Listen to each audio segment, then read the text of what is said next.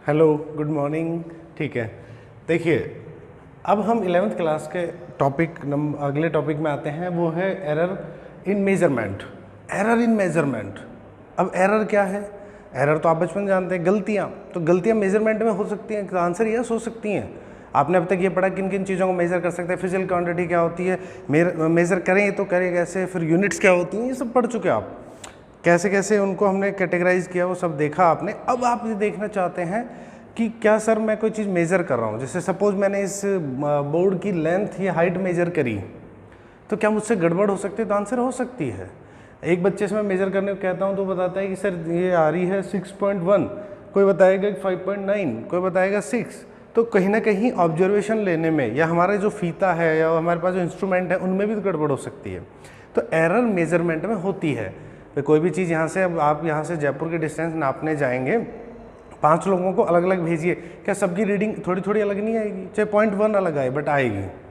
कहने का मतलब ये है कि कभी तो ऑब्जर्वर की वजह से, नापने वाले की वजह से, कभी हमारे इंस्ट्रूमेंट में गड़बड़ की वजह से, कभी वेदर की वजह से, कभी बहुत सारी चीज़ें इसमें इफेक्ट डालती हैं। उसको हमने कैटेगराइज कर लिया कि भाई गड़बड़ हो सकती है, एरर हो सकती है। तो ये अभी इसका एरर का थ्योरेटिकल पार्ट है, मतलब इसमें सिर्फ हम इसकी थ्योरी पढ़ेंगे कि एरर किस तरह की होती है, कितने टाइप से उनको बांटा गया। अगली क्लास में हम लोग पढ़ेंगे एरर को कैलकुलेट करना, वो ज़्यादा इंपॉर्टेंट है।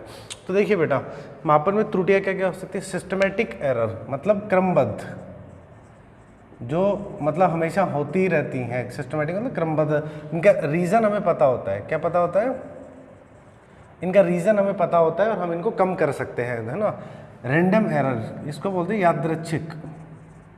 रैंडम एरर या यादृच्छिक का मतलब रैंडमली अकर करना, मतलब हमें एक्सपेक्ट नहीं कर रहे थे कि एरर हो सकती है, इसका कारण हमें नहीं पता, पता नहीं कहाँ से आ गई, रैंडमली आ गई, उसको हम बोलते हैं यादृच्छिक।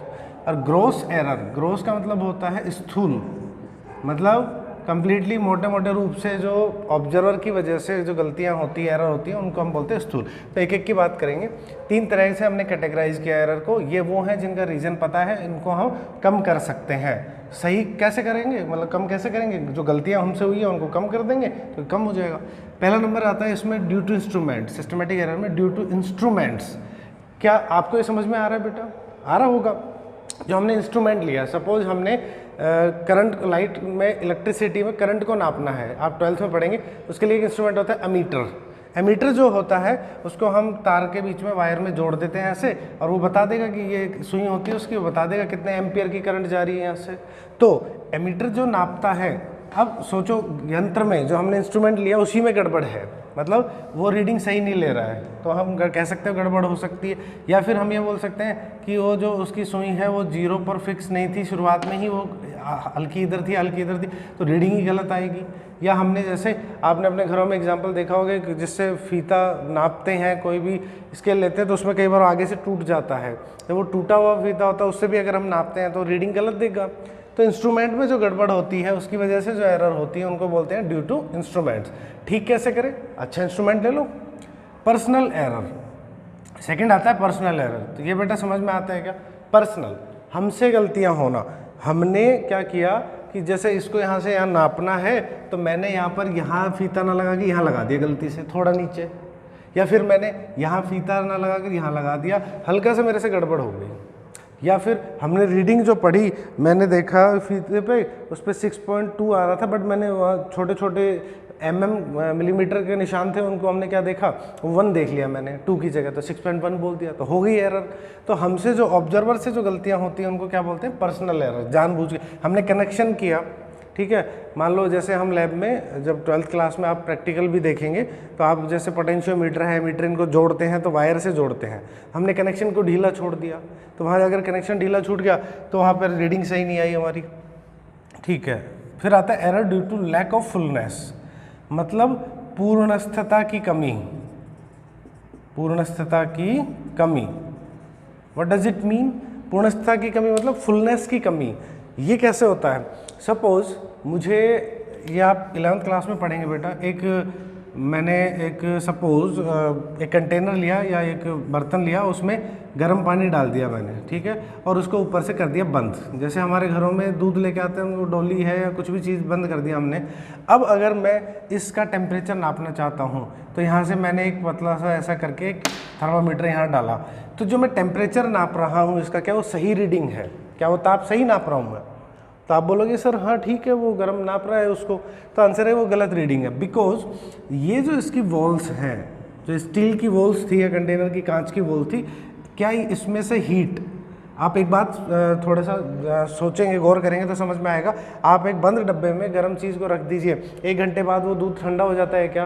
तो आंसर सर होता तो है, ये तो ठंडा तो होगा। क्यों हो गया? क्योंकि यहाँ पर देखो इसकी वॉल्स हैं, जो दीवारें हैं इस बर्तन की, उससे हीट का एक्सचेंज होता है, ऊष्मा आती जाती है बाहर। तो ये आप लोग समझ सकते हैं, आप आगे पढ़ेंगे तब और। तो इसका मतलब ये हुआ कि जिस दौरान मैं इसका टेम्परेचर नापना चाह रहा था, इस दूध का एक्चुअल टेम्परेचर, उतनी सी 1 सेकंड में भी तो कुछ हीट इधर उधर हुई, रीडिंग मेरी सही नहीं आई। समझ में आ रही बात? एक्चुअल टेम्परेचर ये नहीं पता हुआ है, तो पूर्णस्थता की कमी, मैं ऐसा कोई अरेंजमेंट कर देता जिसमें यहाँ पे हीट बाहर जाती आती नहीं। ये पूर्णस्थता की है, फुलनेस की कमी है। फुलनेस ऐसी होनी चाहिए, मतलब कि इसको ऐसी जगह रख के नापूं कि कंप्लीटली फुल्ली ये एक्सचेंज ना करे, तो ऐसा हो नहीं पाता, तो हम इसको बोलते हैं पूर्णस्थता की कमी। मतलब हम लोग कंप्लीटली उसको फिक्स नहीं कर पाए। अब आता है फिक्स्ड एरर। ये ऐसी एरर होती हैं जो बेटा फिक्स्ड ही है, मतलब ये एरर्स तो हर बार रीडिंग्स में रिपीट होती रहती हैं, है ना, हर बार रीडिंग में रिपीट होती हैं, तो फिक्स मान लेते हैं हम उनको कि ऐसी रीडिंग जो है, ऐसी जो एरर है, ऐसी गलतियां जो बार बार रिपीट हो रही हैं, हर बार रिपीट हो रही हैं, तो उनको हम क्या कहते हैं कि ये तो फिक्स एरर है, और उसको दूर करते हैं। एक बार नापने की जगह 10 बार नाप लो, उनका एवरेज ले लो, फिर हम एवरेज वैल्यू को क्या मानते हैं? सही मानते हैं। फिर आता है error due to external factors. External factors की वजह से, एक्सटर्नल फैक्टर्स क्या क्या होते हैं, अब इस वर्ड को समझो। एक्सटर्नल मतलब बाह्य कारक, बाहर के कारक क्या क्या है? टेम्परेचर हो गया, ठीक है, प्रेशर हो गया, ठीक है, वेलोसिटी, ह्यूमिडिटी हो गई, इस तरह की जो चीज़ें हैं, ये सब चीज़ों की वजह से भी हमारी रीडिंग इफेक्ट करती है। मतलब देखिए टेम्परेचर हाई, एक जगह एक रूम टेम्परेचर नॉर्मल है, एक जगह हाई टेम्परेचर है, तो हमारे इंस्ट्रूमेंट पे ही गड़बड़ हो जाती है, हमारे इंस्ट्रूमेंट पे ही फ़र्क पड़ जाता है।